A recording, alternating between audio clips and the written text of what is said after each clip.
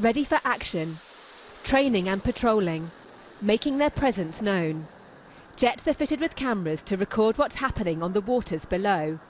It means it's harder for Iran to target tankers in the Gulf without getting caught on film. That matters in an information war. This aircraft carrier is also ready for a shooting war. A large part of deterrence is the readiness that backs that deterrence up. So we're ready to defend the U.S. and the U.S. interests if called upon. President Donald Trump called upon the USS Abraham Lincoln to deploy to this region earlier than planned. It arrived in May as tensions escalated with Iran. Yet the ship so far steered clear of the Strait of Hormuz. There are some 5,600 crew on this carrier and about 70 different aircraft conducting daily missions. The goal is to deter threats through maintaining an increased presence. But officers tell me that if the call came to conduct airstrikes on Iran using aircraft like these, they wouldn't hesitate. Warplanes on this ship were primed to attack in June after Iran shot down a US drone. Those strikes were called off, but crews could be primed again, including a Royal Navy pilot embedded here. He's flying an F-18E, and it's been great to have him. Just once again, we call it a professional exchange tour. It's not just pilot swaps. US and British warships and aircraft share information on threats in the region. They also share port space in Bahrain.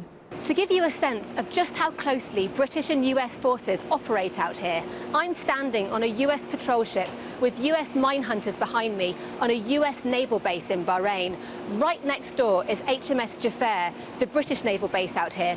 And in the distance, you can see HMS Duncan. It's a Type 45 destroyer deployed out here to help protect shipping in the Gulf.